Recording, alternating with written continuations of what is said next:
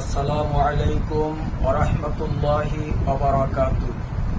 দেশ বিদেশ কাছে ও দূরে যে যেখান থেকে ভিডিওটি অন করেছেন সকলকে আন্তরিক মোবারকবাদ ও শুভেচ্ছা।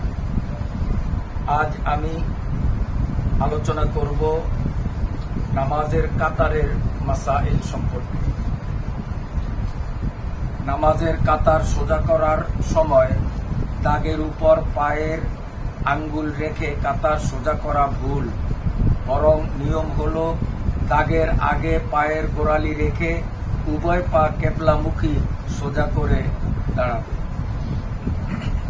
মাসালা, সামনের কাতারে জায়গা থাকতে পরবর্তী কাতারে দাঁড়ানো মাকরুহ।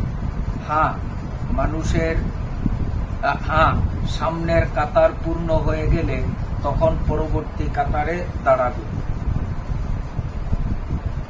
মারাকিল ফালা 199 পৃষ্ঠা। মাসালা, ফরজ নামাজের জামাত শুরু হওয়ার পর কাতারে দাঁড়িয়ে সুন্নত নামাজ পড়া ভুল।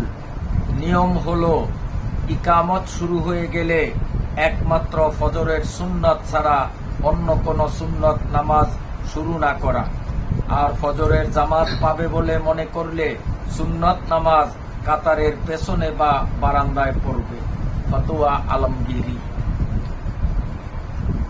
এবার কেরাত পড়া প্রসঙ্গে কতিপয় জরুরি মাসাইল আলোচনা করছি।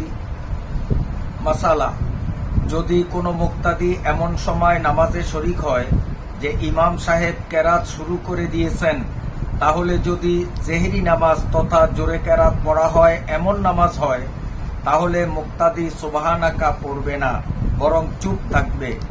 আর যদি সিররি নামাজ তথা আস্তে কেরাত পড়া হয় এমন নামাজ হয়, তাহলে মুক্তাদি সুবহানাকা পড়বে।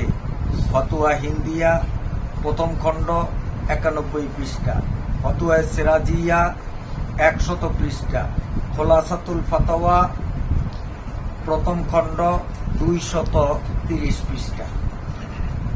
মাসালা, নামাজে মনে মনে কেরাত পড়লে তা কেরাত বলে গণ্য হবে না, বরং মুখে উচ্চারণ করে এতটুকু আওয়াজে পড়তে হবে যাতে নিজের কানে শুনতে পায়। তবে লক্ষ্য রাখতে হবে আওয়াজের কারণে পার্শ্ববর্তী লোকের নামাজে যেন অসুবিধা না হয়। দুররে মুক্তার দ্বিতীয় খণ্ড 252 পৃষ্ঠা। মাসালা, যদি কেউ নামাজের কোনো এক রাকাতের কেরাতের মধ্যে একটি সূরার কিছু অংশ পড়ার পর অন্য সূরায় চলে যায়, বা একই সূরার কিছু অংশ পড়ার পর মাঝখানে কিছু যদি বাদ দিয়ে তারপর থেকে পড়ে, তাহলে তার নামাজের কোনো ক্ষতি হবে না, বরং নামাজ সহি হয়ে যাবে। তবে যদি ইচ্ছাকৃতভাবে এমন করে, তাহলে নামাজ মাকরুহ হবে। রদ্দুল মুহতার দ্বিতীয় খণ্ড 269 পৃষ্ঠা।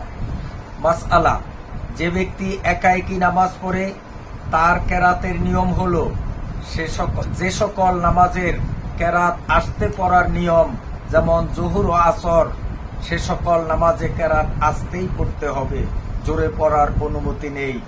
আর যে সকল নামাজে কেরাত জোরে পড়ার নিয়ম, যেমন মাগরিব, ঈশা ও ফজর, সে সকল নামাজে কেরাত একাকী নামাজ আদায়কারী ব্যক্তি আস্তেও পড়তে পারবে, আবার জোরেও পড়তে পারবে। তবে এগুলোতে একাকী ব্যক্তির জোরে কেরাত পড়াই উত্তম। কোনো ওজর ব্যতীত ইচ্ছাকৃত জামাত তরক করা নাজায়েজ ও গুনাহের কাজ, কেননা মসজিদে জামাতের সাথে নামাজ আদায় করা অন্যান্য মাযহাবের ফরজ এবং হানাফি মাযহাবের নির্ভরযোগ্য মত অনুযায়ী ওয়াজিব, এবং তাতে সওয়াব 27 গুণ বেশি।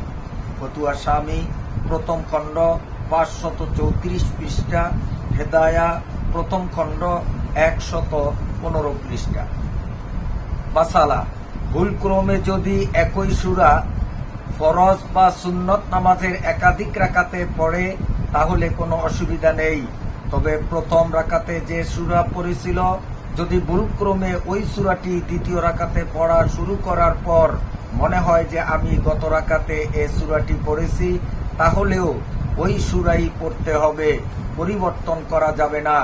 আর বিষয়টি ভুলে হওয়ার কারণে তা মাকরুহ হবে না। উল্লেখ্য, নামাজের জন্য উচিত পূর্ণ মনোযোগ সহকারে নামাজ আদায় করা এবং উপরোক্ত বিষয়টি যেন আবার না ঘটে সেদিক লক্ষ্য রাখা। নাসাই প্রথম খণ্ড 116 পৃষ্ঠা, ফাতুয়া তাতারখানিয়া দ্বিতীয় খণ্ড 182 পৃষ্ঠা।